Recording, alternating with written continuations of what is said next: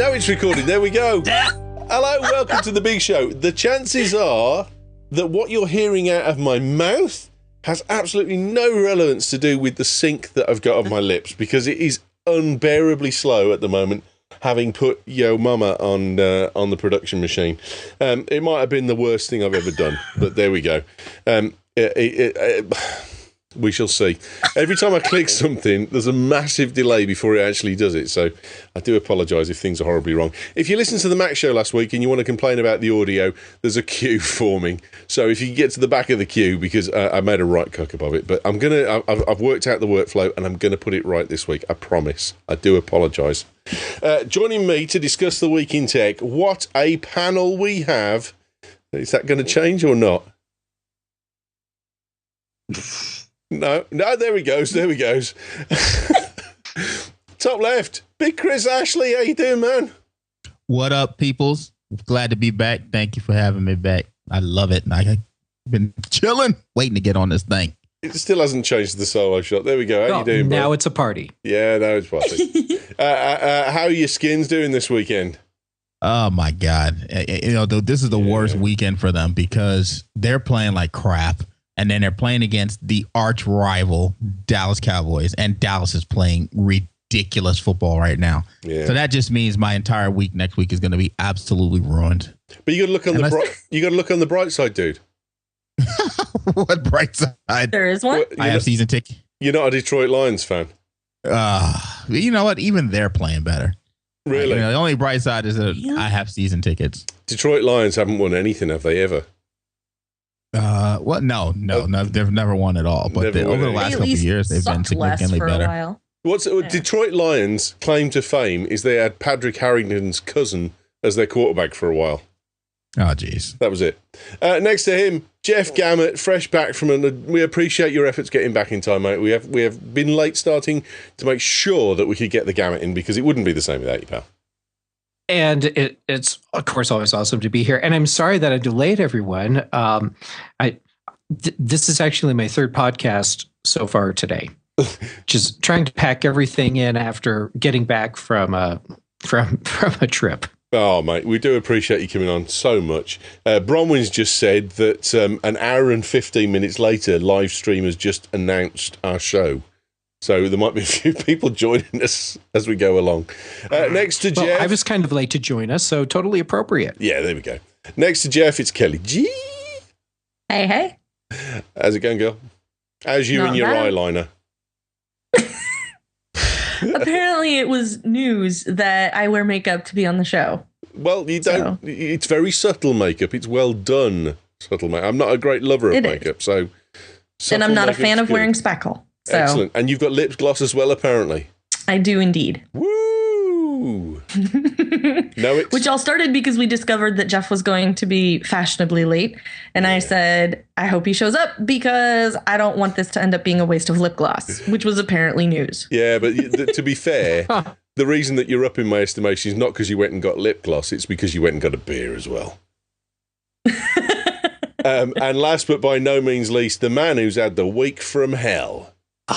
No eyeliner, no lip gloss or anything. No eyeliner, no lip gloss. He's lucky he's even got comprehension of what's gone on in front of him, because you've had a torrid old week, boy, ain't you? Oh, Jesus Christ. I can't go into it, but it has been a hell of a week. But I've got 11 days off. Hurrah! You've done enough this week to make a security podcast, haven't you? Yeah, I think it's been hell, but I've really been... It's been fun, though. I've really enjoyed it. So yeah, solving problems is good. It always works. It's like being a doctor, but the doctor. It's like being a GP. Yeah. Fingers in all sorts of things. Easy, boy. Right. Righty the GP. The week in tech, what's going on? Well, if you've got enough money, there's a Kickstarter project that will let you have the Marty McFly hoverboard. Oh, 10K though, if you want it, and you're only going to get 8 minutes of flight time. Now, whether that extends to me or not, or whether it's only for the short asses amongst you, I don't know. But allegedly, 8 minutes of flight time for 10K. If you want to put into the Kickstarter, I think it's fair to say that may be one of the riskier Kickstarters that might be out there. Well, what can I say? We tried to get the board to press against the Earth's gravity. Didn't frigging work. There we go. There's also been, what was it I was going to say as well? Skype Quickie is out as well this week, which was quite interesting. And last but by no means least, Monica Lewinsky joined Twitter. Bless her. If you don't remember, she lists her interests, including patchwork quilting and knitwear without sleeves in it. Which I got to say, I remember her interest as something slightly different. Yeah, we like those. The only thing you can say is that apparently her announcement to joining Twitter was outed by Piers Morgan, so her association with pricks hasn't changed. I've been rehearsing that line all week. Give me a break. Oh, mate. The Week in Tech. Who's got a story to bring for us? Come on, people. Give us your story. Give us your story. Go on, then. Righty boy. Mr. Afflicted. Go for it. Little bit of a minute's silence for Nokia. Oh, goodbye. They've gone. Goodbye. Yeah. Well, no, some of them still staying, but it's not the phone bit. Yeah, but goodbye, because it's all kind of it's all Lumia now, isn't it? It's Microsoft Lumia. Yeah, I mean, it could. But what? Well, of course that was going to go away. There's no way that Microsoft would have left the whole Nokia name in place for their phones. So, but what I was going to say is we remember it being so fantastic because we all had Nokia phones. Yeah. We all had them, and I've got them here. I've got. Oh, he's dug out his 3310. 81. Oh. I've got them all here. They're all here. Is that a 3310? No, that's not a 3310. What's that one? On your left hand. 7210 and an 8130. Have you got the flippy But we one? remember them being so good. You know, when mobile phones came out, they were so good. You know, and we all had Nokias, didn't we? Tell me anyone who didn't have a Nokia. I think everybody had a Nokia phone at one point. That's for sure. But exactly. So it's kind of a really sad kind of turnaround, really. That name's going away because I think when they sell the what is the Lumia, people aren't going to know what that is. Nokia is a really powerful name, and when you go into a phone store, and you go, well. Especially Nokia was a real powerful. They're gonna go. Oh, I had a Nokia. Oh, there's no Nokia. They're all Lumias now. Their phone business has been struggling for quite some time. Yeah, but it's just a shame that the Nokia name's going away, really, and it's just a shame that they were so good for so long, and did such a good job. And I'm just what I want to know is what is everyone's kind of favorite memories of Nokia phones. I don't have a favorite memory from Nokia. My favorite memory was that went well. I mean, I'll never forget my Nokia cell phone with it was the black one with the built-in antenna that you could pull up with the green screen with the volume meter on the left-hand side and the signal meter on the right-hand side. You know, that's old school as it gets. But BlackBerry, they didn't innovate. You know, Apple and Android came through and not only ate their lunch, just took their whole refrigerator. Yeah, that's true. Mm-hmm. You got to say, actually, I'm not taking the piss here, righty. But what's your favourite memory of Nokia? And I thought of a phone, and then I remembered it was actually a Sony Ericsson. That's awesome. No. I'm sorry, pal. You bastard. I'm so sorry. I had the one as well. You remember the one that was in the Matrix? No. Yep. No. There was a Nokia 7110 was the Nokia phone that went and had the little slide out thing as well. That was in the Matrix. Oh, yeah. I had one of those, but actually the best phone I ever I was thinking back to 2000. I was thinking the best phone I've ever owned was that little Nokia that had, hang on, no, that was a Sony Ericsson T61. But the best thing about the Nokia phone that I remember is WAP. Remember WAP on your phone? Yeah. WAP. Wide access protocol, wasn't it, or something? Yeah. Yeah. Give a bit of WAP. And what did WAP gave you? Web pages, but only text, wasn't it? It was, Yep. but It was the first mobile. Yeah, but it's sad. It's sad in a way that all of us here grew up with the kind of mobile kind of technology and all that sort of thing. And I think the Nokia name going away is a really kind of sad day. It really is, because that's where a lot of us started, especially in the UK. Because if you had a Nokia phone, that was kind of like the same as having an Apple phone. It was at the time, no, absolutely. And then I got to say, which was the Nokia that was like a gold brick, and it was almost like a PDA, and you had a proper keyboard on it. Oh, I can't remember which one that was. Wasn't the Engage, was it? I want to say the 60 something or other. It was the number. I can't remember it, but I had that, and that was the first time that they'd gone to an interface where I kind of went, no, I don't like this. And Motorola at the time, they had the Razr interface, and I hated that. I thought it was an awful operating system. And Symbian was a disgusting piece of crap for most of the time that it was out there. So yeah, I've got. I don't know what that is. I got this. Oh, love this. Look at that. That is beautiful little phone. That's old school right there. That's got a jewel on it, dude. That looks you look gay. Oh. With that. I've been crazy. Why have you got a pocket jewel? Is that your daughter's? Which one's that one? Got crazy. The Razr V3. Nokia. Carrie Holtzman will give you $100 for that, mate. Right now. Exactly. I'm in the money. He's got a supply of Razr V3s in his cupboard.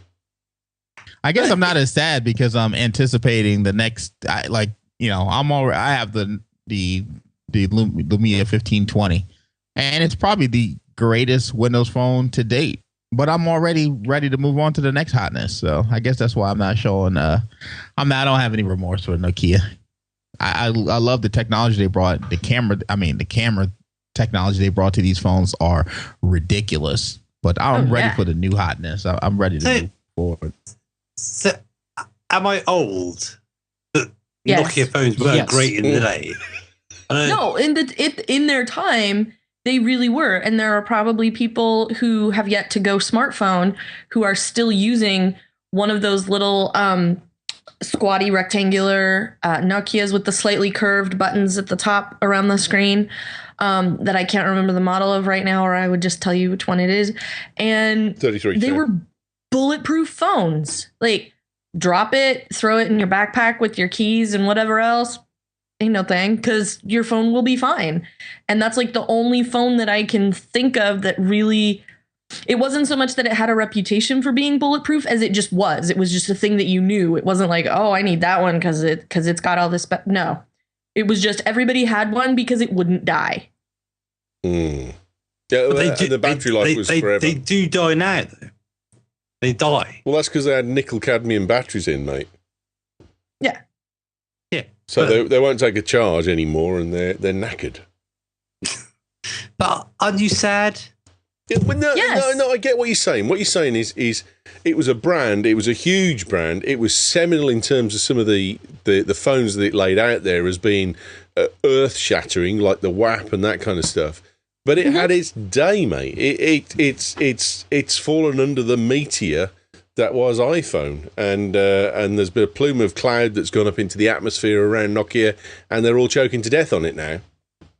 Yeah, I just hate the fact that that a lot of people are blaming Microsoft for the death of Nokia, and it's like that platform was burning long ago. Well, Nokia always did great stuff. I went to the launch of the Nokia Ovi system when that was out. And they did some fantastic stuff, and that's the one thing that they've kept as Nokia is the mapping system. And Nokia Ovi, the guy was there, and he said, "We've got the Nokia Ovi system. Have at it." And there were people like, "So you're saying all the Ovi maps are available for free?" He said, "Yeah, they're all available for free. So what if I want to take your Ovi map and I want to do this with it? Go ahead. It's fine by us." And they were one of the first companies that actually got the idea of open sourcing your database, so that other people could use it and make more from it. And everyone goes on about, Apple's really smart because what they do is they create this platform and then they let the developers create the cool shit that goes on it. But actually, Nokia Ovi did that long before the iPhone even came out. Yeah. But it's gone. And that's the future of their business now, right? Mapping and whatever car technology. Well, they were the first ones to do walking routes. They were the first people to do walking routes as opposed to just driving routes on sat navs. So, Ewan, as a Windows Phone user, is Windows Phone a decent way to go? I think,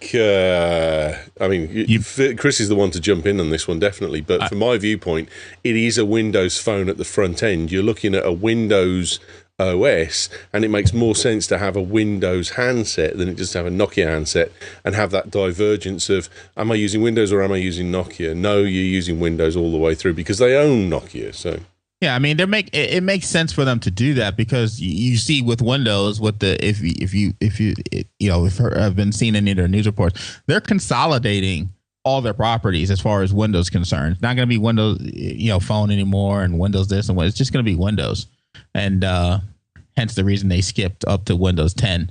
At least that's what they say. But the idea is it's going to have that one underlying kernel.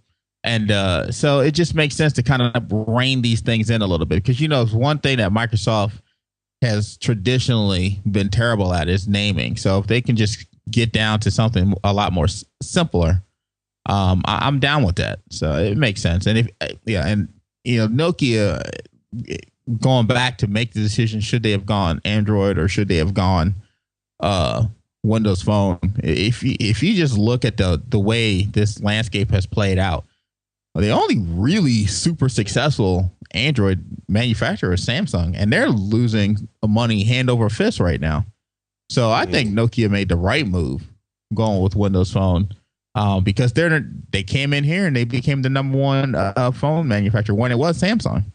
I think here's a question, and this is genuinely an open question. You look at the Windows Phone platform and you look at the Nokia phone platform. It is not a phone platform which is dismissible as being junk or as being Fisher-Price or as being something which is not making inroads and being innovative.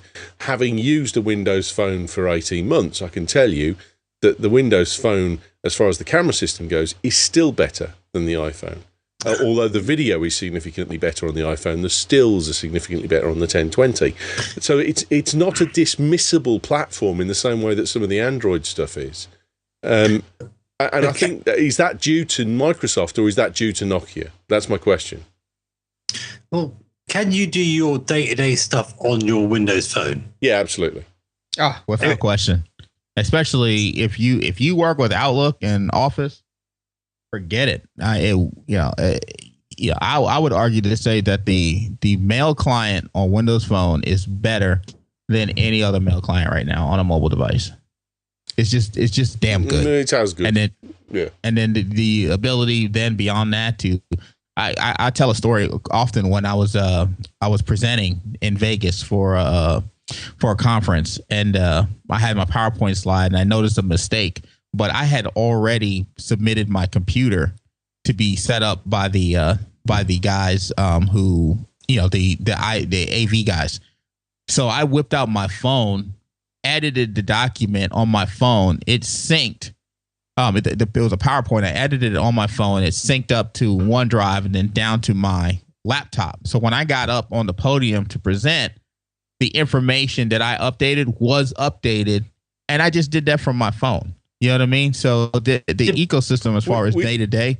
But you can do that awesome. on iOS and Android as well. Which you would get on iOS, yes, absolutely. And yeah, sure. It's not a question. There's not. Is it better than the other ones? You know what I mean? Because that's debatable depending on what you do. But if you're talking about can you handle your day to day on a Windows Phone, absolutely, you can do day to day. Yeah. See, the thing that I would say is my question was about whether it's a credible comparison in the phone marketplace. And is that due to Microsoft or is that due to Nokia? And there's a question, the answer in the chat room from someone in Windows says the hardware is great. So he's pointing clearly at Nokia, saying Nokia is responsible for that greatness because of the hardware.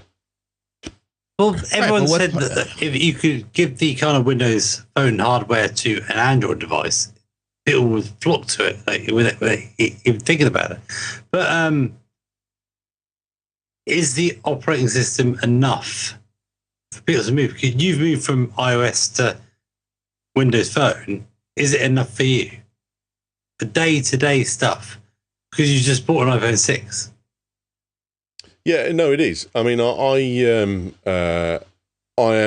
I was very happy with my Windows Phone 10, Windows Phone 1020, and I can't change the screen here for some reason. I don't know why. There we go. But I'm equally happy with iOS, and I've got the thing I've really noticed is the fact going back to iOS. There's a lot of stuff with iOS I really didn't miss when I went to Windows Phone, and it was kind of like Windows Phone does this significantly better.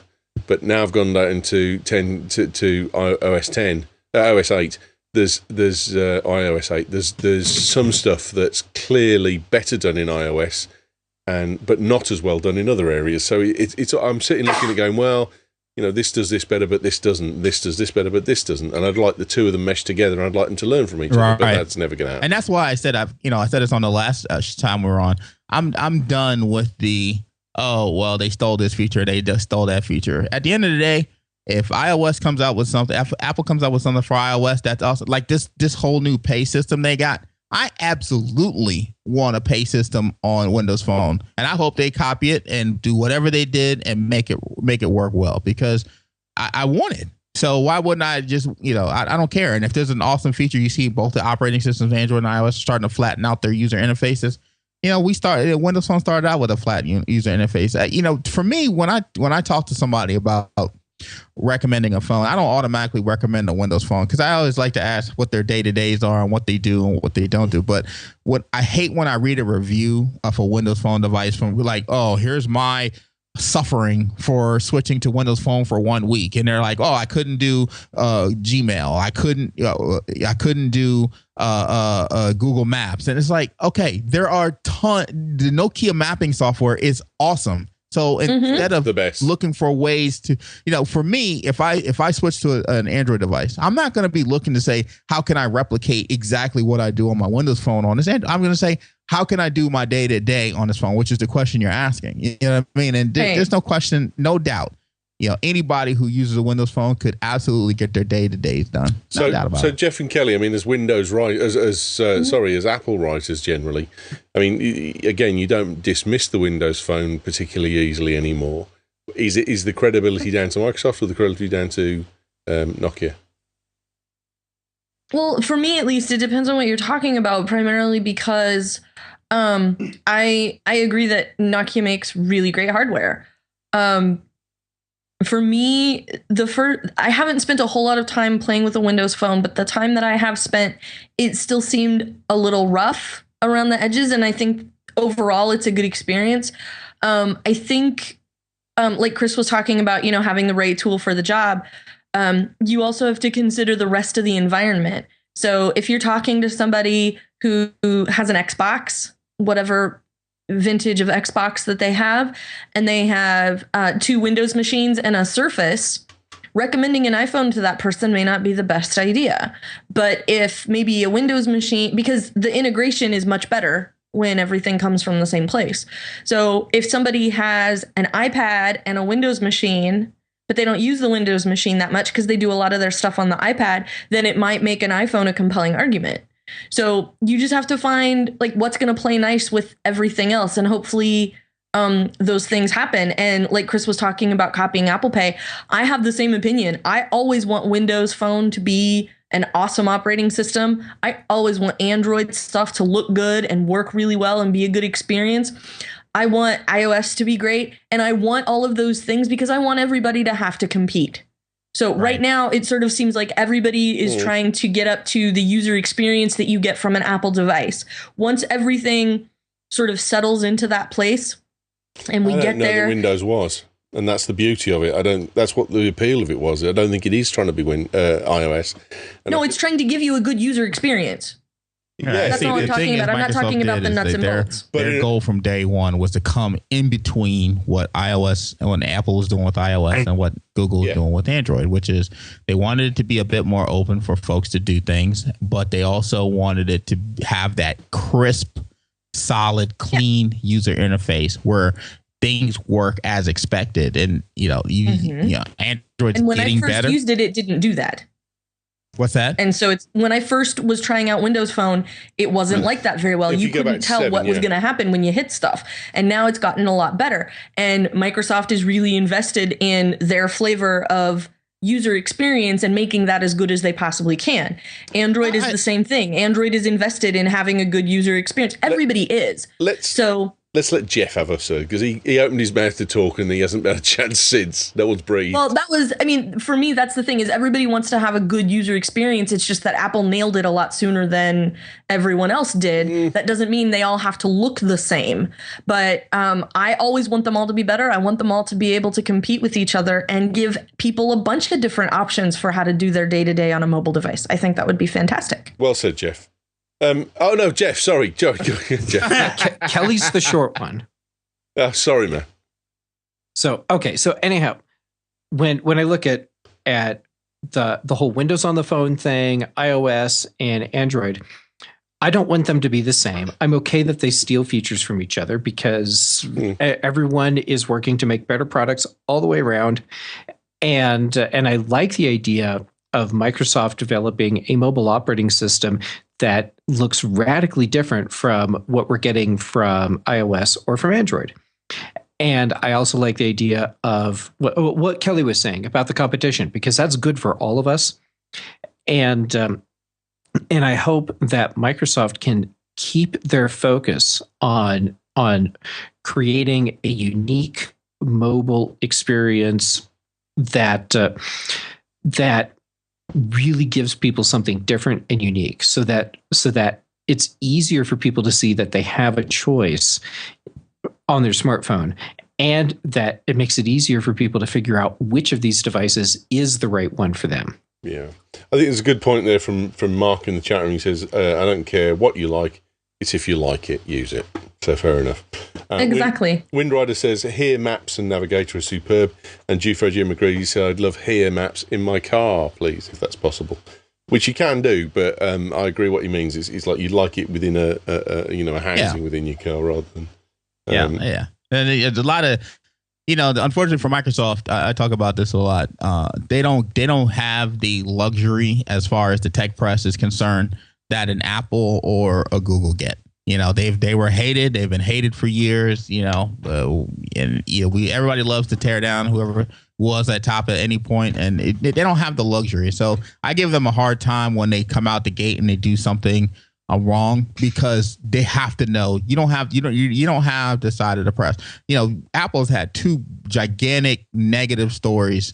I don't want to say gigantic. They've had two negative stories, in my opinion, that I thought were important, but I also felt that by the weekend they would be gone, and you haven't heard anything since. One of them being, how that company, that publication came out and did the video about the bending the iPhones, and then they get a message saying that you're no longer going to be invited to our early release press event. You're not going to get devices from us anymore.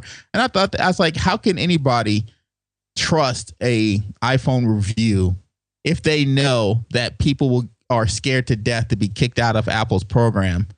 If they have a negative review. I said on last week's Mac show that Mossberg was a kiss ass, and I got so many mails saying that Mossberg's a respected journalist, and I totally agree, he's a good journalist, but there's a certain element to what Mossberg writes that makes me think you're just kissing ass, and that's the problem. I may be doing him an incredible disservice there. I'm not suggesting otherwise, but I cannot get away from the fact that he does nothing else but glorify Apple, and that's not a journalist. A journalist is someone who is brutal and objective and doesn't hold an editorial camp.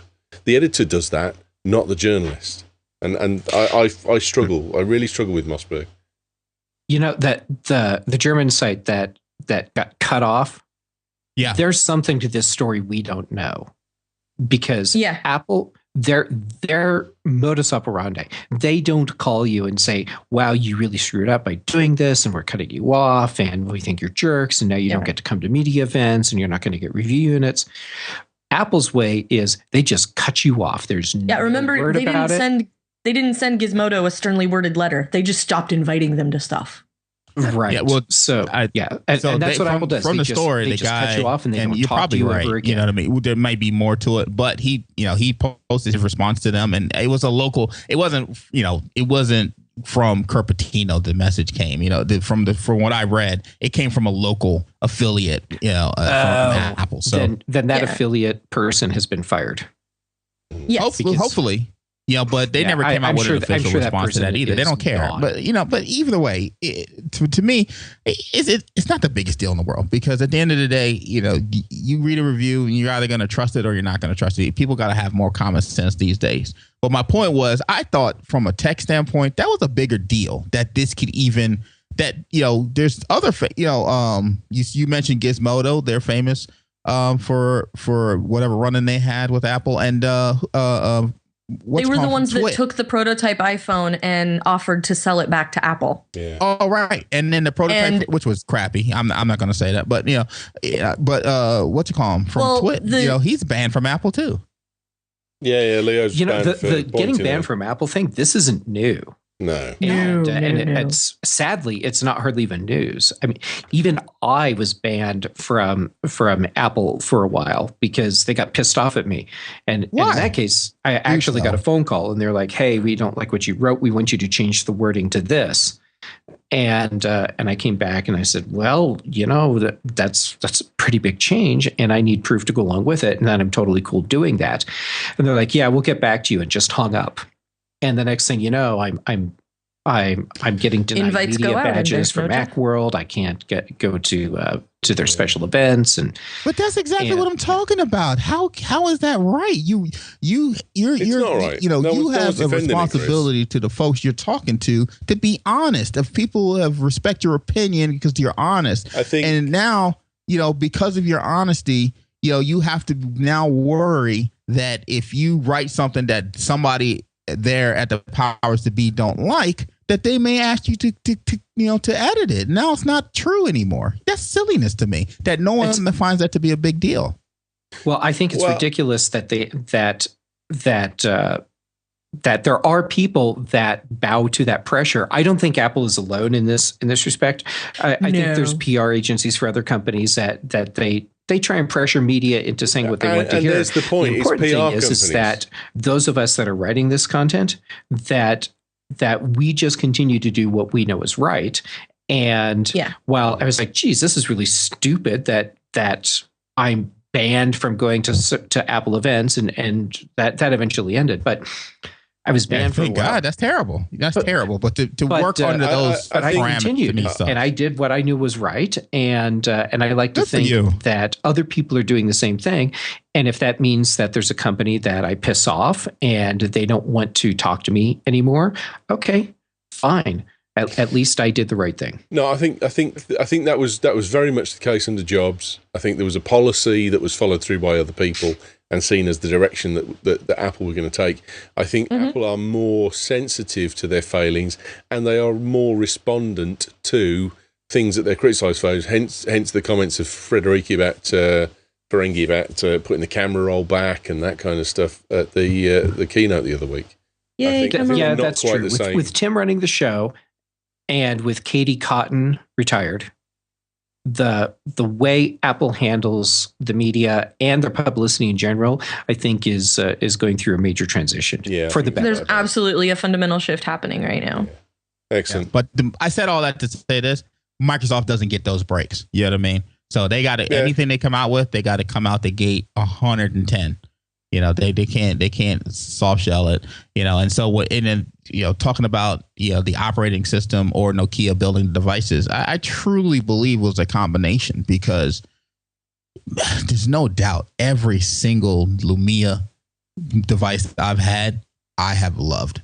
The device was sturdy, the screens were great, the speed of the phone was great, and then I'm a fan of the Windows Phone operating system. I thought it flowed great. And most people that I put my mom on the phone, who is no tech genius by any sense of the imagination, my mother-in-law, they picked it up. They picked up the flow of it. I think coming from another operating system, you may not pick up the flow of the OS quite well. I always have trouble when I go back to an iOS device because the way you go back, is kind of weird for me.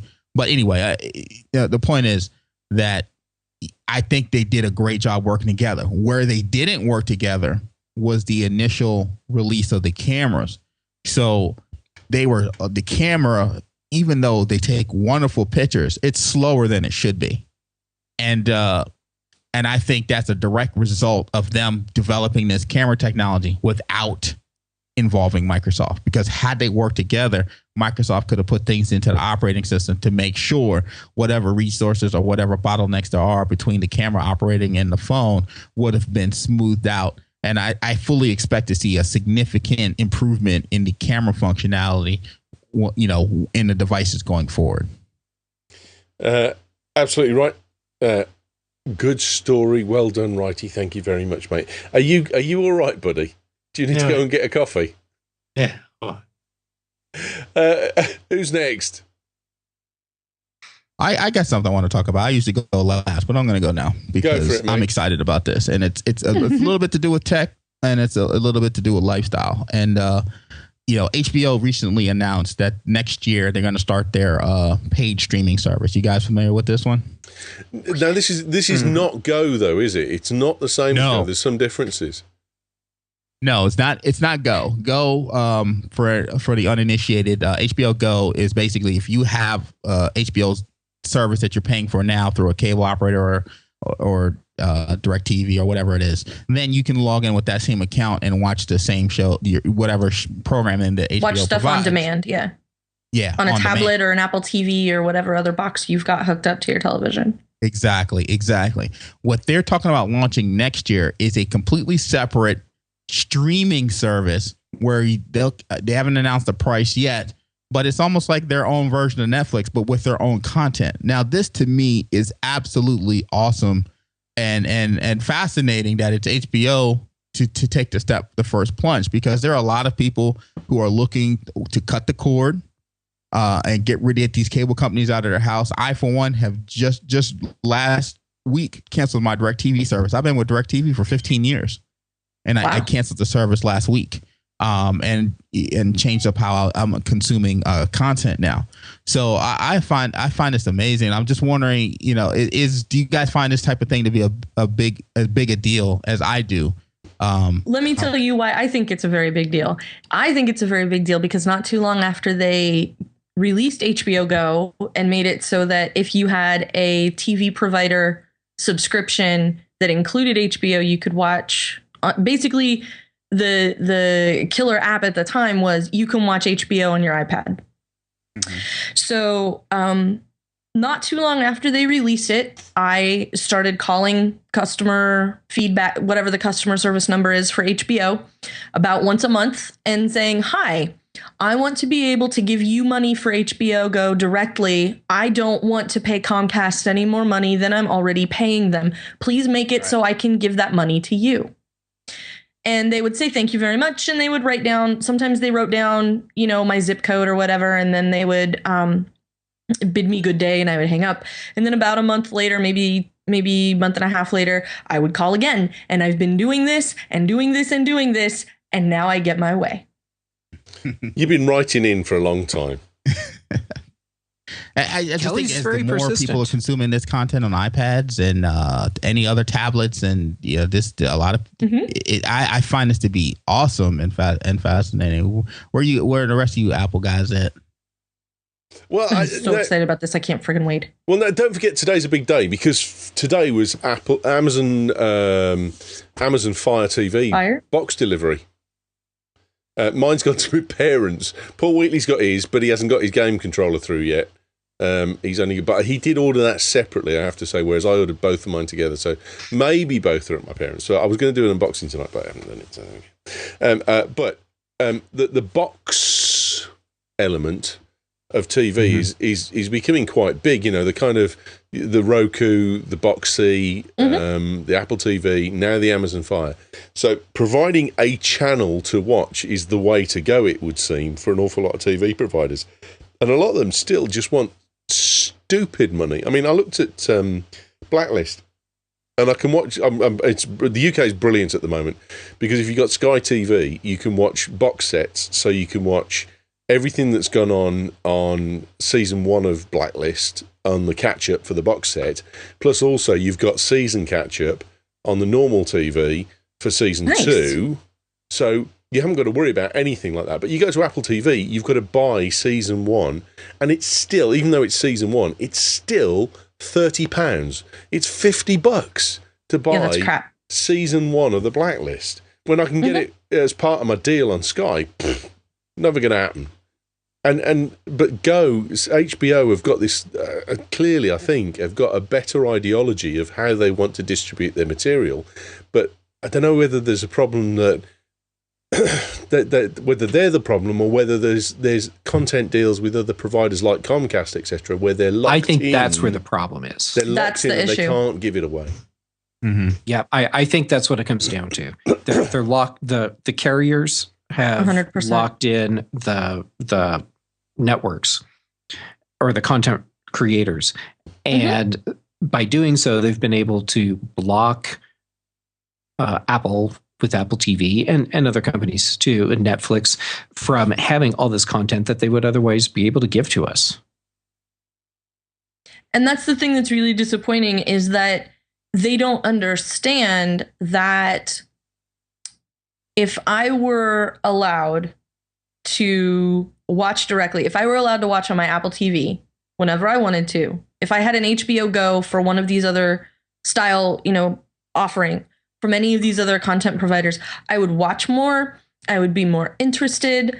I would be doing, I'll talk about the show. I'll get more people watching the show, and then, maybe sometimes I will watch it live. Like what happened for me in one specific instance was, which show was it? It was Breaking Bad. I knew a lot of people who were really excited about watching Breaking Bad. I didn't really know anything about watching about the show or anything like that. I just knew a bunch of people who waved their hands and got really excited anytime anybody said anything near them that sounded like it could be Breaking Bad. And so somebody finally convinced me to watch it. I started watching the show, and I watched the first 3 seasons on Netflix because there were 3 seasons there. So I watched 3 seasons on Netflix, and since there was still television to come, I was able to watch season 4 and season 5 live, season passed them on the TiVo with the ads and the whole thing. And I got into the show and I talked about the show. And I know at least a few people who picked up DVD box sets instead because they really this was something they wanted to go back and watch again. So, there's money to be made there and it could happen. It's just that these guys don't understand it. And the reason that the content provider being the hurdle is so frustrating to me is because let's take Universal, for example. Universal is also a record label. And they make movies. They are? Yeah. Universal Music. Give me Universal a band. Music Group, UMG. Name a band. Name a band that's on Universal record label. I don't know anybody who's on any record label. The only, I know Duran Duran is on Capitol Records, and I know that the Pet Shop Boys are on Parlophone, and Depeche Mode is on Mute, and that's all I know. And 2 of those are in the UK. So I think Righty's fallen asleep and headbutting the keyboard. Oh jeez. Oh no. All I can say in Righty's defence is I know he's had the week from friggin' hell. And the chat has been taking the piss out of him, saying he was going to headbutt the microphone in a minute, but I think he's hit the Skype. Oh no. Righty, we love you, mate. If you feel up to coming back, then come for it. Otherwise, go to bed, dude. Go to bed. Seriously. Poor guy. The chat has been taking the piss out of him something rotten for the last few minutes. I think he's had the week from hell, and I think he's had a couple of drinks tonight just to relax. He's on holiday as well now for the next 10 days. So there we go. Which is fantastic. Love you, Righty. Have a good sleep, dude. Yeah, I guess my main thing is that I love about this is back in the day, the way these companies got you onto their services was we have 500 channels and we have 600 channels, and just slowly over the years I start to say, man, I only watch 8 channels, 8 or 9 tops. Yeah. And I did the math and I said, unfortunately, and I don't know if they've done this over in the UK, but here, it used to be that the cable company was required to broadcast local channels unencrypted over their cable wire to your house. So you could just plug in your cable wire and you get your TV shows.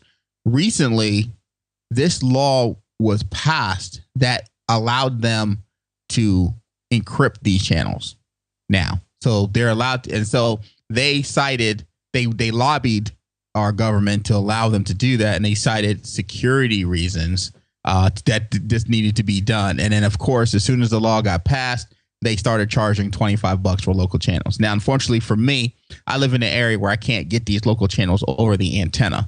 So I had to do this as part of my plan to so I didn't quite cut the cable. I splintered the cable, but I'm still $25 a month versus the $111 I was paying a month, plus whenever a show like Game of Thrones would come on, I'd have to add HBO back, and so I was paying upwards on average probably about 120, 130 a month, and now I'm down to 40 because I pay for TiVo service for $14.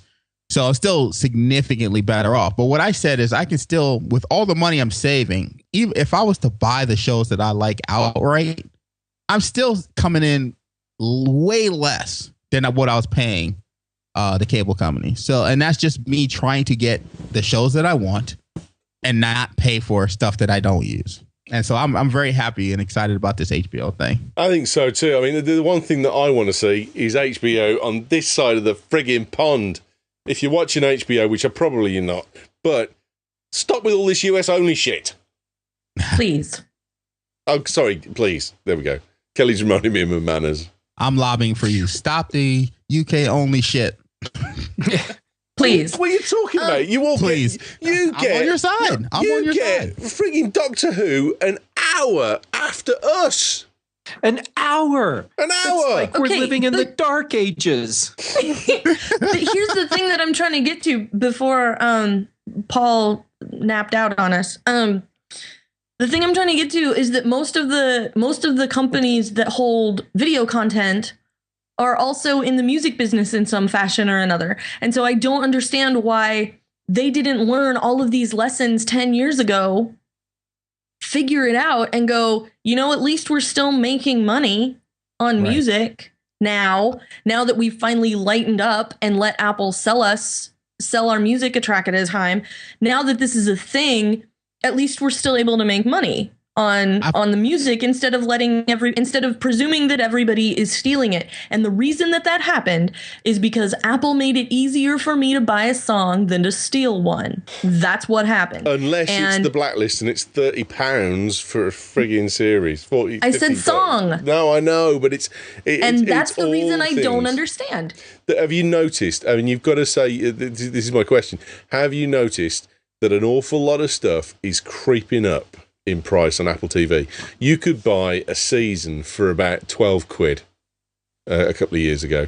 And now that would be the content creators. Exactly. Driving their prices. And now they've realised that they can get a bit more, so they're creeping up and up and up and up. And you're up to £30 for a series now. It's gone from effectively probably no more than about 18 to $20 for a complete series of a show, and it's now up to over $1 an episode, or over £1 an episode for it. Yeah, what I did is I made a list of all the shows that I watch, and then in that list I said, where can I get these shows from? And then ultimately I said, if I have to buy the show, how much does it cost in HD and how much does it cost in standard definition? Because in my opinion, not every single show do I need to see in HD. Like a comedy, I don't really need to see it in HD. I can see the slapstick and the punch to the face and the rib kicks. No problem. So I'm not going to buy. So that's another tip that I have that I've kind of come across in this whole venture I've been doing is, and I get you because I do certainly see like, I think it was Walking Dead. If you bought a season, it's like $47. And you're like, come on, stop it. I'll wait for it to come on Netflix if you're going to charge $47, for the season. That's ridiculous. And so for me, it's just that's my thing. It's like, do I wait for it to come on Netflix, or do I really need to watch it while it's on because I want to, that's a show like a Game of Thrones. I was prepared. Yeah, I wish they sold it while it's on. But now that they're offering this new service, I can get it and watch it on hopefully I'll be able to watch it on my Xbox, watch it on my PC or, watch it wherever. So I'm really excited about this. And I'm glad that, good story. CBS turned around and did the same thing and said they're going to offer a service. So, and they've announced pricing and availability too. So they one-upped HBO. CBS talked about pricing. I don't remember what it was, but they talked about what it was going to cost. But do you trust them to deliver it? $4.99 a month, and you can do it today. But do you trust them to deliver it? Yes, I do. Absolutely. Because CBS they cited that there's I think it was 10 million users in this that have internet but don't have cable service, and that's an untapped area that they want to get to. I think the number was 10 million. I'll have to look up to see what they said, but they anticipate to being able to get a ton of money out of this. Yeah, and their mobile app sucks out loud. I mean, it's so bad. So I was really glad to see that they were actually going to offer an honest to God service. I was really pleased with that. So I really hope that it turns out to be awesome. I don't necessarily need it. You don't sound like you necessarily think it will. Well, I have cable still, but somebody like Jeff, who cut the cord a long time ago, and somebody like Chris, who has recently cut the cord, people who don't have another outlet for that stuff, it's really awesome that now there is a choice. Because if you bought 4 channels, okay, whatever the 4 channels are, and let's up the whole thing to $10 each. For $10 each channel per month, that's $40. And $40 is so much cheaper than most cable. So most TV services, and a lot of people, when you get down to it, probably really only watch 1 channel or 4 channels and then maybe a show here and there. A lot of people don't necessarily turn on a channel just for the sake of watching whatever's on that channel. And some of that stuff, you can get for free. Like PBS is something that is generally a free thing. A lot of their stuff has been available on their website and through their app for a long time. So, public broadcasting, that's a free one. That's a place you can, I know a number of people who will turn that on because it's always going to be something mildly interesting. But most people don't just turn on a channel. A lot of people watch a show. I don't really watch, not me, but I don't really watch BBC America. I watch Doctor Who. I don't really watch NBC. I watch The Blacklist. So, with a couple of, even if you bought a couple of strategic season passes here and there, you would still end up coming out way cheaper than cable. And when cable providers figure this out, then it's going to be something where maybe they're going to figure out that unbundling some of that stuff would be a good idea, as opposed to what they do now, which is the standoffs and go, if you live in a part of the world where you don't get AMC anymore, then you should call your cable provider and tell them you're mad you can't get Mad Men now. And because that happens here. And it's stupid. It's a bit Wild West, I have to say, because it's the Wild West, of course. Of course. The chat room is chipping in. Hyper says The Wire, Breaking Bad, Sopranos, greatest TV era, which are HBO, but I think Breaking Bad was ANC. I don't think it was HBO. Yeah, it wasn't HBO. No. Breaking Bad was AMC. Swamp Rat says the CBS service is already available. So there you can get it now, $5 a month. Mark Shepard says you're treated like a criminal to buy only internet service from the cable company if you try.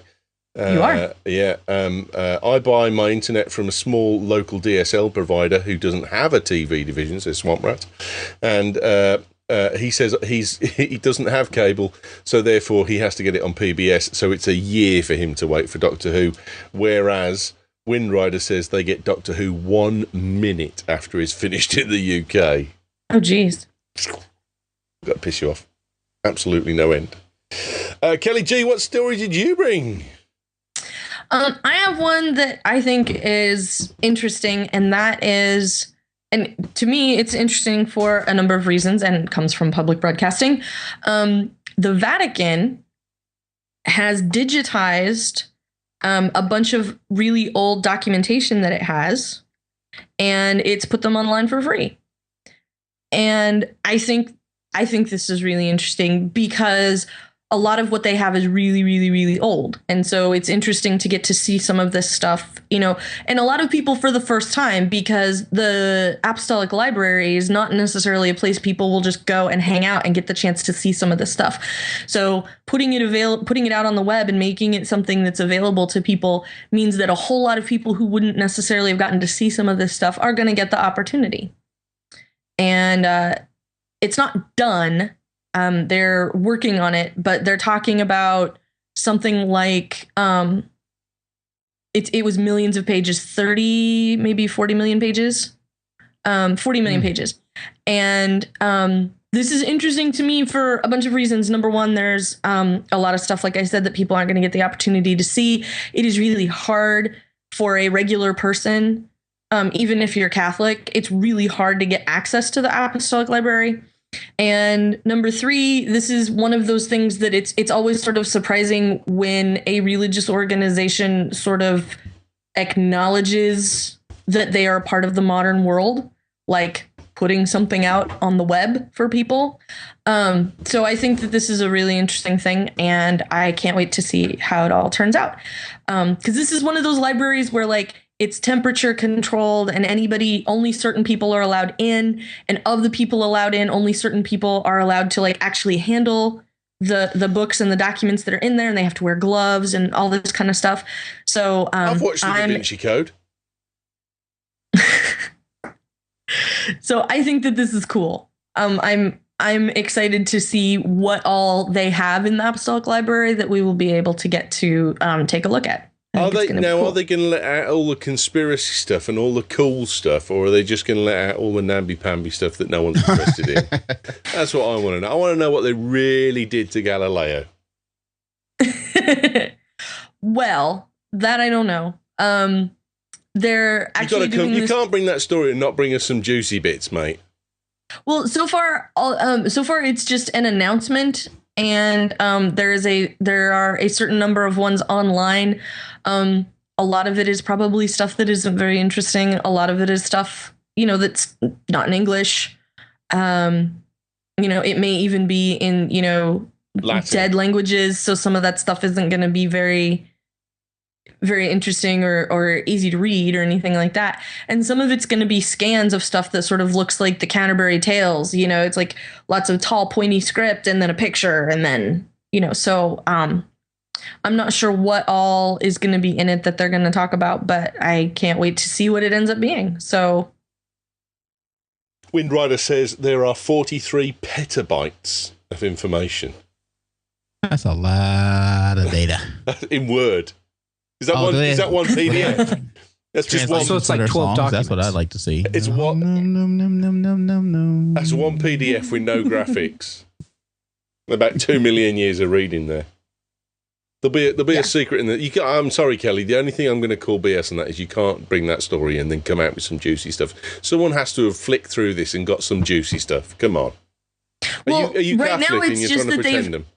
Well, like I said, they've announced that they're doing it. There are only a few that are available now. So obviously right now, nothing that's available is any of the good stuff. Are you allowed to watch it if you're not called Robert Langdon? Yes. Gosh. Excellent. That's a good story. I mean, I think the thing with the Catholic Church stuff and all that documentation is you want to see some stuff that's kind of like, well, I never knew that. The Knights Templar thing and all that kind of stuff where they slaughtered them all on one night and that kind of thing. You want all of that kind of documentation to come out, not oh, totally. Not an old version of the Bible that someone wrote. Yeah, the Klingon translation of the Bible isn't the one that I'm necessarily super excited about. Is that really in the Vatican? If it's a version of the Bible, it stands to reason. They've got a copy of it, you think? I don't know why they wouldn't. Old Pope Frank is fluent in Klingon. Yeah, they did have to go all the way to Kronos to get it. He keeps a and bat fight left. to the death, but you know, Klingon. I don't think it's Pope Frank. I think it's Pope Benny speaks Klingon. Pope Frank has got. It is. His name's Frank, isn't it? Pope Francis. Yeah. Pope Francis has got a bat left under his cassock. Yeah, but the one before Pope Frank was Pope Benny. Remember? He brings it out for all the tough congregations. When they quit paying attention. I'm just picturing a pope standing up in a cathedral. He's unhappy with the way the congregation is responding, and he whips out the batleth and yells, "Today is a good day to die," and slaughters the church. Just starts offing servers. You got to say, I will give £500 to a charity of his choice if Pope Francis comes out at the next deliverance of a speech to St. Peter's Cathedral, to the square, and goes At the kapla. basilica. Yeah, if he comes out and holds his hands out and goes kapla, I'll give 500 quid to a charity of his choice. That's awesome. That would be awesome. There you go, Frank. You got a bet. Does that mean I can call Ewan Queen Lizzie? You can call her what you like, mate. She's not. If I'm gonna get knighted, mate, it ain't gonna be by her. Right, Jeffrey, what did you bring for us, sir? All right, I brought a robot story today, and no, this one isn't a sex robot. Big surprise. Oh, thank God. 1 star. We were going to do Jeff Sex this week, but no. Well, there's still an opportunity that we could come up with. I'll do that stinger for next week. You never know. And maybe I have something in store for later. Oh, okay. For the cool thing. I'm going to get that. Yeah. I'm going to cue the music. Yeah. So you still may have an opportunity to use the music. Oh, okay. Okay, so this is a story that I found on BBC News, and it's about a group at Carnegie Mellon University that developed this robot that Elon Musk is going to send to the moon, and then you use an Oculus Rift to control the robot from Earth, and so you can actually drive this robot around on the moon and see what it's seeing. How much is that going to cost? Well, it's at least $30 million because that's what these people won for as part of their proposal. So, but to actually use it yourself, I'm assuming that this will be something that's available like through schools and other institutions where you as the end user won't be paying for it, and that it's going to be getting funding from somewhere else, so that this can be used for legit educational purposes, and I'm assuming probably for some research as well. Oh, that's pretty cool. So I just dropped you a link in Skype, Ewan, so that you can share that. Since that's very kind, except today. Your Skype is on a completely different machine from the one that does the broadcasting anyway. So well then I'm going to send this over to Kelly, and then Kelly, you can share it. Chat room only, yeah. No, that sounds really cool. But I mean, there's a certain element. If you own an Oculus Rift, if you could pay for airtime to go on, that would be awesome. If I could do that, then I would drive the rover around to spell words so that the satellites that are orbiting the moon will see whatever it is that I wrote. Draw a penis like they did with the Mars rover. No, that's old hat. We've already done that on Mars. We've already done that on Mars. So I mean, what's the delay as well? Because the thing I would think is there's a possibility that you could be inputting controls from your Oculus Rift and actually not see the edge of the crater which is coming upon you. That would be an issue. I don't know what the delay is, whether it's like a 3-minute delay or something, or and it's 20 minutes to Mars, but it's a lot further. Well, it's I think it's 8 seconds to the moon. Oh, okay, so that's not too bad then. Yeah, that's not too bad. And this is actually going to be on its way to the moon by the end of next year. That's what the plan is. They're going to send it on a Falcon X rocket to the moon. Based on the lip sync that goes out on this show most weeks, some people are probably thinking that you lot are broadcasting from the moon. We haven't done well in recent weeks, I have to say. Bugger. No, I mean, if Elon's behind it, then it's got to be good, because he's the man that he's the only man that's going to produce a series of cars that have got STD in their name. So that's true. He can't be all bad. I think he's missing the trick here, though. I think he could sell, $1,000 for 3 minutes of driving this buggy around would be awesome. But having said that, he is going to get some dickheads who are going to try and drive it like they're going Baja. So isn't that what you're supposed to do?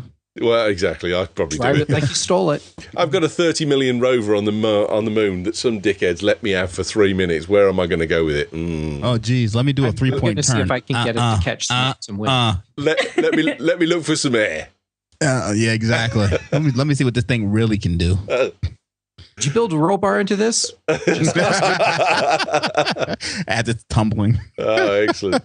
This was great. This podcast and all the others is brought to you by the Network Union. They're fantastic. They sponsor us. They sponsor the Patreon fund quite well as well. And if you've got MPLS, WAN, SIPs, any of that kind of stuff, then you need to check these guys out because they can do you a massive, massive favour and really optimise it for your use for your company.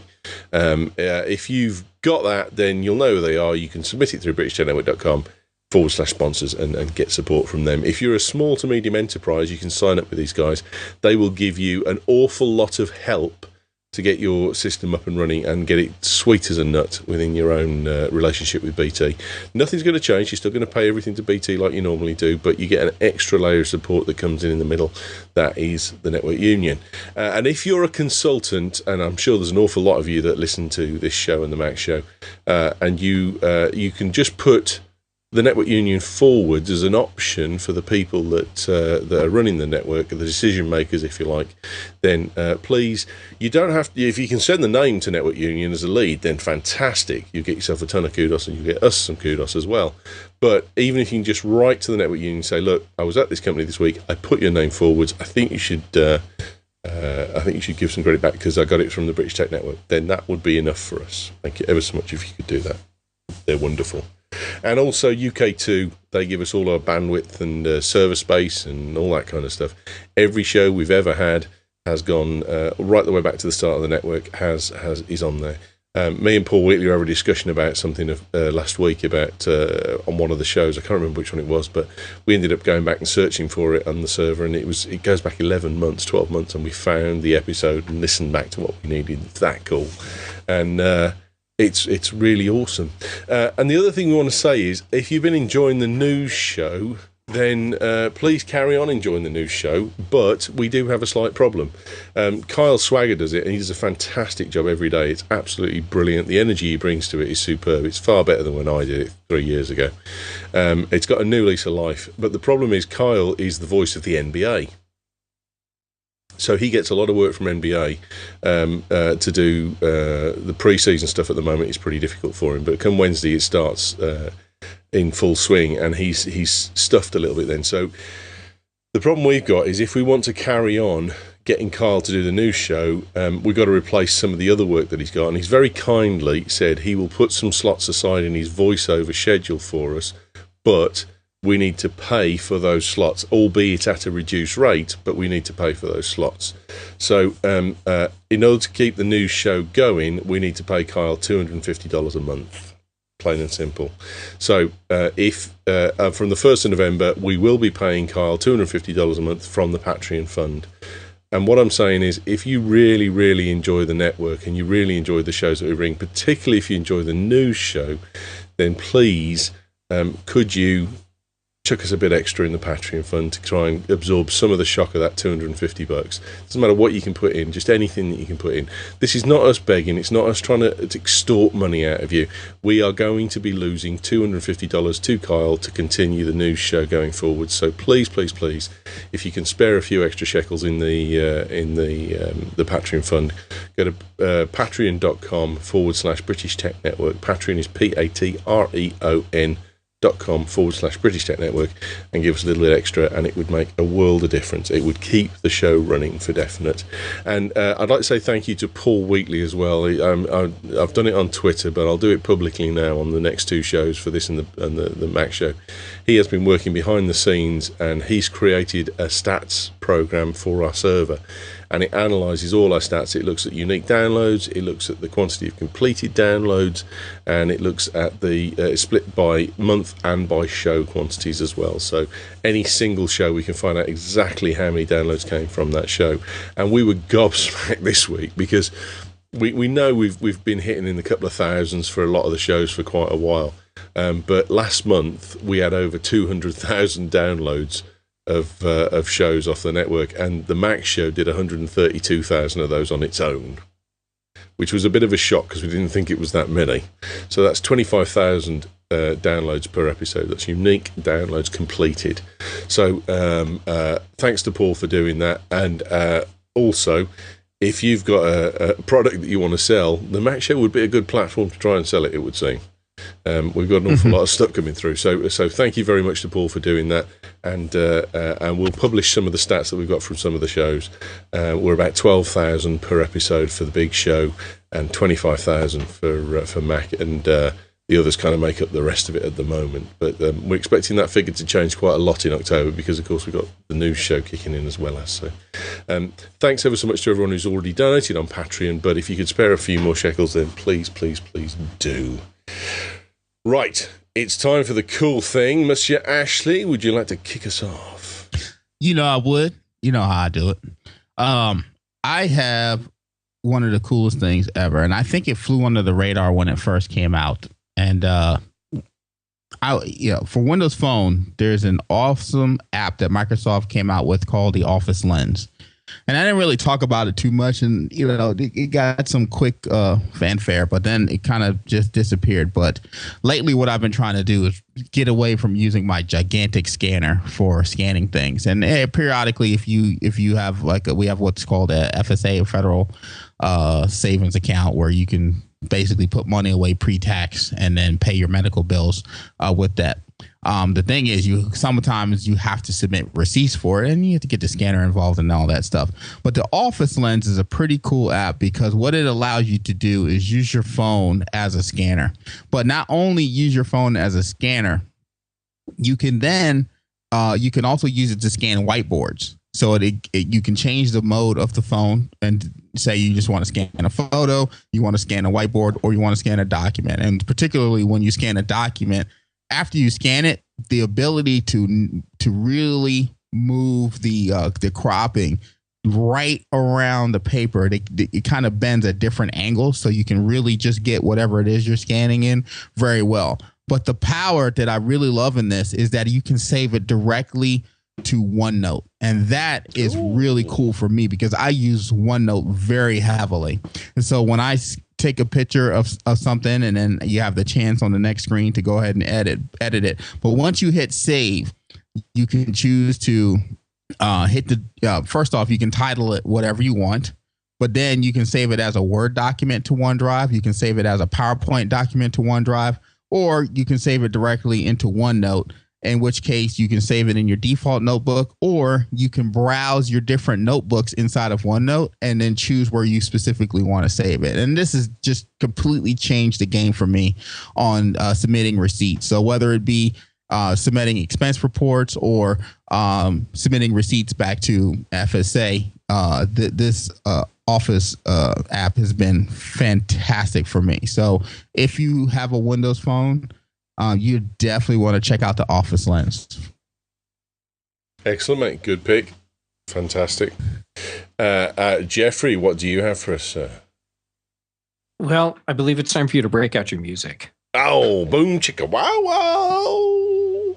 And what I will do is drop the link for this to Kelly, so that Kelly, please, if you don't mind, share it with the chat room. And what I found sticks with my robot theme for today. And it turns out there's a company called Tenga that is developing a virtual sex robot. And it's not available yet, but they have prototypes out. And the company's motto is, "We're the future of masturbation." So they have this system where it has, let's call it a joystick that you control by pushing her crotch up against it. And then with these VR goggles that you're wearing, then you see a simulation of whatever your sexual fantasy is supposed to be. And yeah, there you go. I just found you a new sex robot that's under development. Underdeveloped seems to be the word. Yeah, and if you watch the little video that's in the link that I This gave. is the motherboard link. There's an Oculus Rift version as well.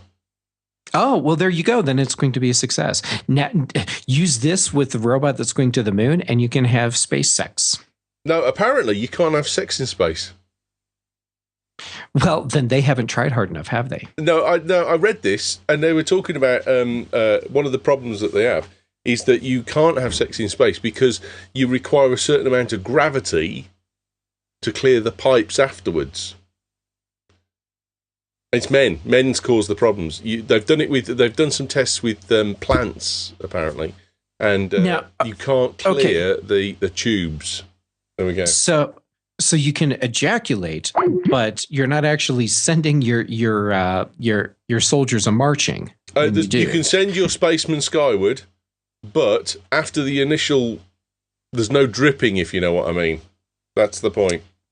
And it just stays in there. So you can have sex, it's just not nearly as effective. No, you actually cause yourself harm by, if you're a male, you cause yourself harm by having sex because you can't clear everything out.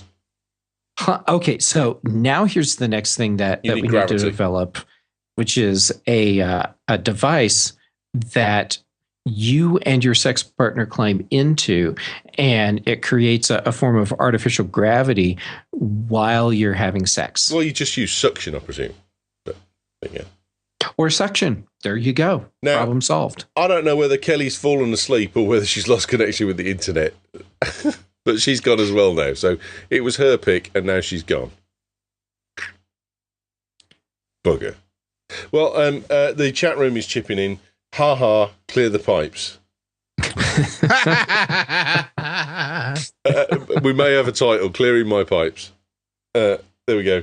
Where's the sodding link, says Wind Rider, because he can't see it. You go to motherboard.vice.com, and they've got Real Sex Virtual Reality Oculus Rift Tenga is the article that they've got on it. Bronwyn's written something down. I'm not sure whether she'll read it out, but she said, "Isn't that what sucking's for?" But there you go. Not on purpose, but I'm not feeling too bad about missing it. Yikes, says Kelly in the chat room. So she's gone. I don't know whether we pushed her away with that title or not, but I'm guessing not. Oh, and by the way, right now we're having a solar eclipse. Where? In Denver? Yeah, I'm assuming it's visible across the United States, but it's visible. Get the camera here and show us. And from where I am, I can't actually see it happening, but I can see the color cast changing outside. Oh, bugger! That would be so cool if we could see it. If anyone's in the US and they've got the Wi-Fi and they can come on Skype and show us, then do it. Do it. Kelly's not responding, so we've obviously pissed Kelly off immensely. She's been having weird computer problems with Skype, so it's possible that her Mac just took a dirt nap. I thought it was just overcast, says Mark Shepard. No, dude, it's an eclipse. Get your Kansas arse out and get us some pictures and send them over. Yeah, it's overcast with the moon. Swamp Rat says eclipse not visible here in northeast Louisiana. There's heavy cloud cover. It's just getting dark, obviously. Then so. Well, that's unfortunate. It's not visible in my house because I'll be inside playing my Xbox. Yeah. I got Xbox One last week, and I really enjoyed playing it. I can't stop playing Destiny. I've been playing one of my cool things last week. My cool thing last week was Alien Isolation, and Sam and Chiz and Paul did a live playthrough of Alien Isolation on the Gamer Show on Monday night, And it is absolutely hilarious watching Chiz try and talk Sam and Paul through it, and Sam just effectively shit himself all the time as he was getting caught and skewered. But if you go to, we've got a video up on British Tech Live on YouTube. You can watch it there, and you can also watch it on the Gamer Show's feed, the video feed. But it is well worth watching because it is absolutely hilarious. I have to check that out. My son came down and he's like, "This game is legitimately scary." Yeah. Well, I let Ellis have a go after school. He came in last week and he said, "Can I have a go with you?" Have an incoming call from Kelly. There she is. My son came in from school and he said, "Can I have a go on Alien Isolation, Dad?" I'm like, "Well, it is pretty scary, mate." He went, "No, I'm all right. I'm fine, okay." And he had a go with it. And the thing was, I took him, he was having a go at one of the levels. He never actually saw the alien at all. He didn't even see a whiff of the alien. Nothing. Not a thing. Not even heard it or anything like that. He just completed the level, got in the transit station and buggered off on the transit station. And he turned around and he was so scared his lips were blue. And he never actually even saw the alien. So wow. Just the anticipation of it. Have a watch of the video. The video is superb. I was watching live on Monday night, and it was hilarious watching the three of them try and play it. Because Chiz had played it quite a lot. It was Chiz's game on his PC, but Sam and Paul had to play as well. I've been playing Sniper Elite 3 this week as well, so that's been really good. But my pick is Xbox One. I should have bought it months ago, but it absolutely is amazing. What a great console. And I've got a Venom rechargey station thing for the controllers, so they're all wireless and it's good. Xbox One, most definitely. Kelly, what was your cool thing? My cool thing is the latest iteration of one of my favorite Mac apps, and that is BB Edit. And the reason BB Edit is awesome is, to go with their slogan, it doesn't suck. And I've been a fan of BB Edit for a long, long time. They used to have a program, because you can open any sort of text and it's got nice color formatting for whatever sort of formatting you're doing. So I know a lot of people who use BB Edit as the place where they write all their code. Jeff uses it for writing all his pieces for Mac Observer. So it shows all the HTML sort of formatting. People use it for NaNoWriMo, National Novel Writing Month, which is coming soon. And there's a lot to it as far as a text editor goes. It's a super, super powerful text editor. And the new version is version 11 that just came out. And many years ago, if you used BB Edit to create a web page and then you sent them a link to your web page, they would send you a t-shirt. And I know because I was one of the people who emailed them, and they actually sent me a t-shirt, and I still have it. It's pretty awesome. Excellent. They're fantastic. The program is solid, and the great thing about it is that it does one thing well. It is meant to be a text editor, whatever sort of text that may be. Doesn't matter if it's code for an app, or you're writing a giant text document, or you write many smaller text documents, or whatever it is that you're trying to do, you can do all of that in BB Edit. And I think BB Edit is phenomenal. It's really solid. It's on version 11. They've been around for a really long time. It was maybe 1997 when they sent me that t-shirt. So, and I think that was BB Edit 2 or 3. So it's not like they're going away. It's an actual program that will cost you money.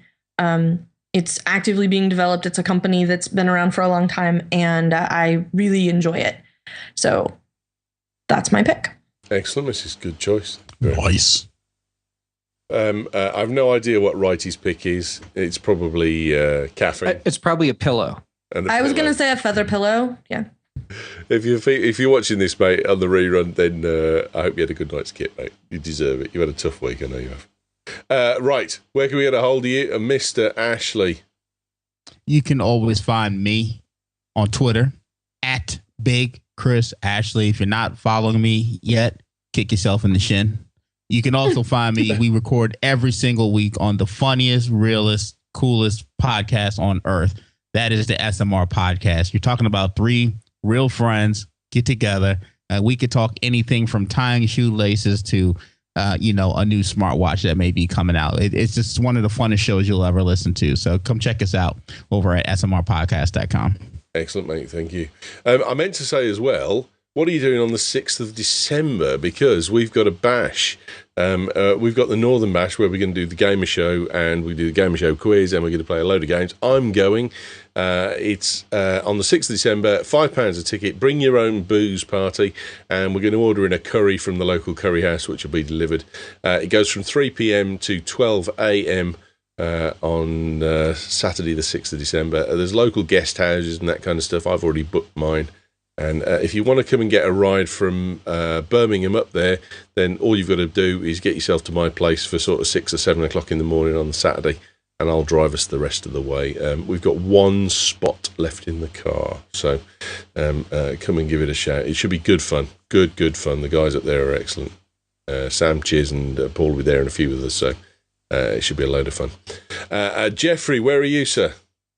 Well, I'm hiding out over at the Mac Observer, so macobserver.com, and on Twitter, Jay Gamet, and on a bunch of other podcasts like Mac Observer's Daily Observations, Apple Context Machine, the iOS Show here, and then also at Fresh Brew Tales, where I share all the wonderful and ridiculous things that I see people doing in coffee shops. You run the risk of getting tasered in Starbucks just so you can bring us that. I think it's that's how much I love you guys. It's honourable, mate. Honourable. And last but by no means least, before a connection craps out, Kelly G, where are you? You can find me on Twitter and app.net as Verso. You can also find me hanging out at the Mac Observer. And you can hear another podcast that I do with Mike Rose over from the unofficial Apple weblog called The After Show at aftershowpodcast.com and also in iTunes. I didn't realise Mike followed me on Twitter. He sent me a message today, so I followed him back because I'm all about the conversation. My name's Ewan Rankin. You can get me at Ewan Rankin on Twitter, EWENRANKIN. And I'm all about the follow and the conversation. So if you tweet me and you say a few words and we exchange a few things, then I'll follow you back for definite because I want to talk to people. But I'm not into the follow back wankers. We'll be back again. We won't be back again next week. There is no big show next week because I'm not around. I got work. And there's no Mac show next week either. But we'll have Mac show tomorrow at 3 p.m. as normal. And all the crew will be there. See you again soon. Thanks for listening.